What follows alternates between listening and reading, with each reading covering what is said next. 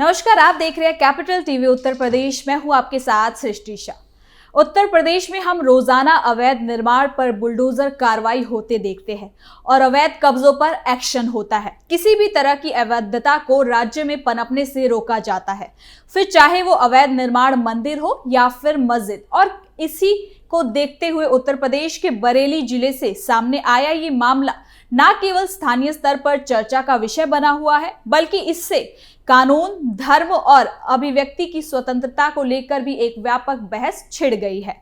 मीरगंज क्षेत्र में एक अवैध मस्जिद निर्माण के खिलाफ आवाज उठाने वाले एक उलेमा के खिलाफ फतवा जारी किए जाने की घटना ने समाज को झकझोर के रख दिया है।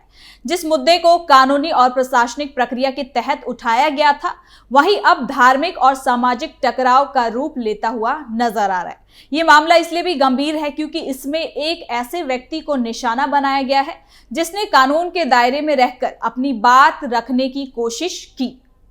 अवैध कब्जे और गैर कानूनी निर्माण के खिलाफ आवाज उठाना किसी भी जिम्मेदार नागरिक का अधिकार है, लेकिन जब इसके बदले धमकी, बहिष्कार और डर का माहौल पैदा किया जाए तो ये लोकतांत्रिक व्यवस्था पर सवाल खड़े करता है। फतवा जारी होने के बाद ना सिर्फ उलेमा बल्कि उनका पूरा परिवार असुरक्षा के साए में जीने को मजबूर हो गया है। ये घटना बताती है कि जब धर्म और कानून के बीच संतुलन बिगड़ता है तो समाज में तनाव और भय का माहौल बनता है। बरेली का ये मामला उसी जटिल सच्चाई को उजागर करता है, जहां सही और गलत के बीच की रेखा धुंधली करने की कोशिश की जा रही है। तो चलिए जानते हैं क्या है ये पूरी खबर।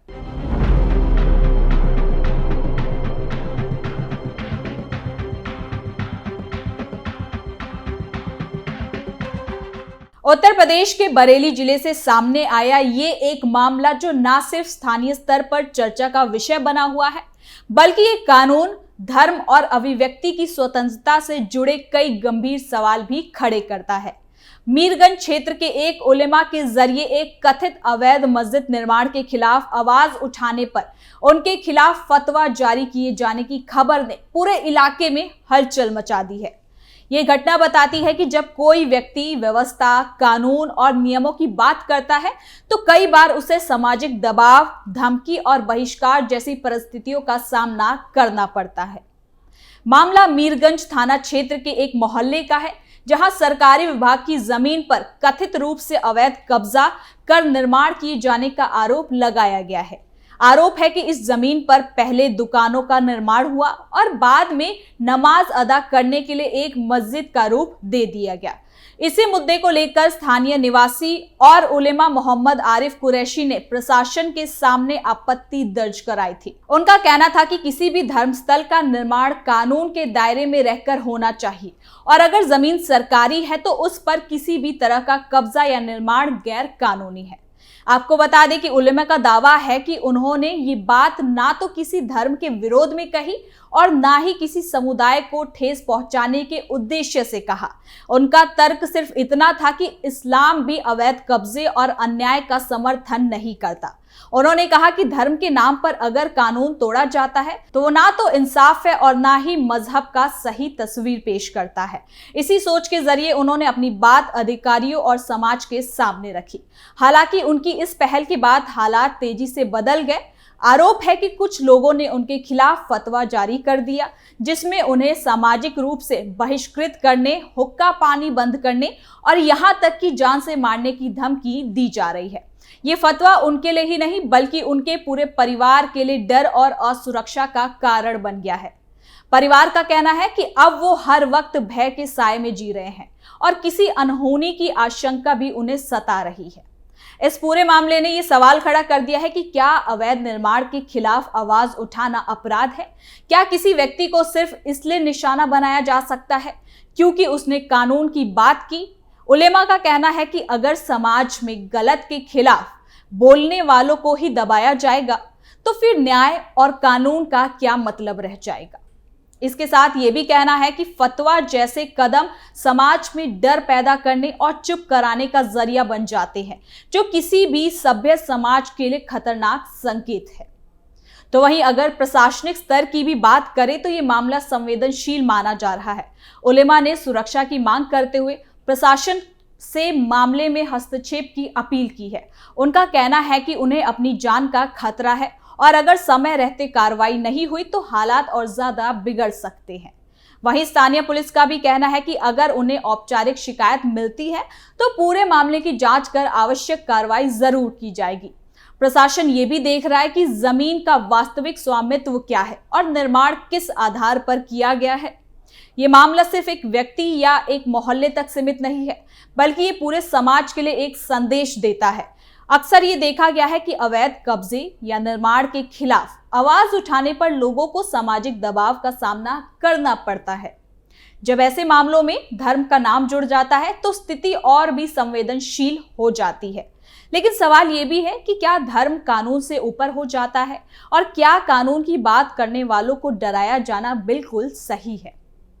समाज के कुछ जानकार और सामाजिक संगठनों ने भी इस घटना पर चिंता जताई। उनका कहना है कि फतवा जैसी चीजों का इस्तेमाल किसी को डराने या चुप कराने के लिए नहीं होना चाहिए। अगर किसी को किसी बात से आपत्ति है तो उसका समाधान बातचीत और कानून के जरिए निकल सकता है, ना कि किसी को धमकी देकर और बहिष्कार के माध्यम से।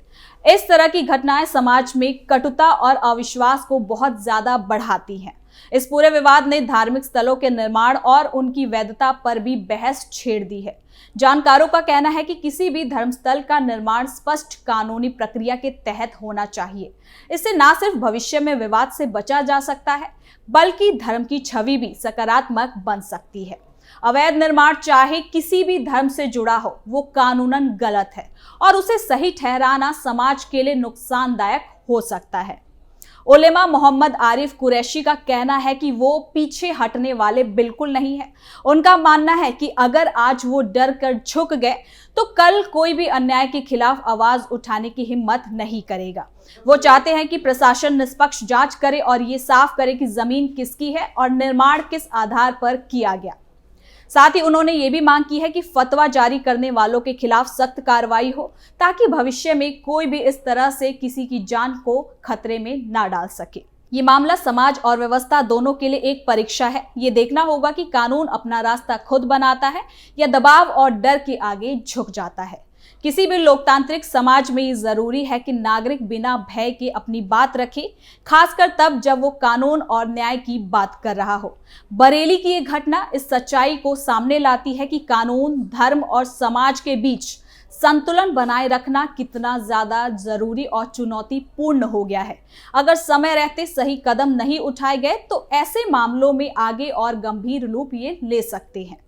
बरेली की ये घटना सिर्फ एक व्यक्ति के साथ हुआ अन्याय नहीं, बल्कि ये पूरे समाज के सामने खड़ा एक गंभीर सवाल है। अगर अवैध निर्माण या गलत गतिविधियां के खिलाफ आवाज उठाने वालों को डराया जाएगा, धमकाया जाएगा और सामाजिक बहिष्कार की चेतावनी दी जाएगी, तो कानून और संविधान की मूल भावना कमजोर पड़ सकती है। किसी भी लोकतांत्रिक व्यवस्था में ये जरूरी है कि नागरिक बिना भय के अपनी बात रख सके, खासकर तब जब वो कानून और न्याय की बात करता हो। इस मामले में प्रशासन और कानून व्यवस्था की भूमिका बेहद अहम मानी जा रही है।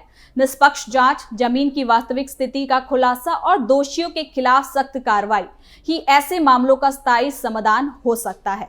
फतवा या धमकी जैसे कदम समाज में डर पैदा कर सकते हैं और आपसी भाईचारे को नुकसान पहुंचाते हैं।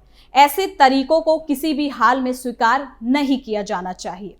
आखिर में ये मामला धर्म और कानून के रिश्ते को समझने की जरूरत को भी रेखांकित करता है। धर्म का उद्देश्य समाज को जोड़ना और नैतिकता सिखाना है, ना कि डर और दबाव के जरिए लोगों की आवाज दबाना। अगर समय रहते सही निर्णय लिया गया तो ये घटना एक उदाहरण बन सकती है कि कानून से ऊपर कोई नहीं है और सच बोलने वालों को संरक्षण मिलता है। यही संदेश एक स्वस्थ, न्यायपूर्ण और मजबूत समाज की बुनियाद रखता है। तो फिलहाल के लिए इस खबर में इतना ही। देखते रहिए कैपिटल टीवी उत्तर प्रदेश।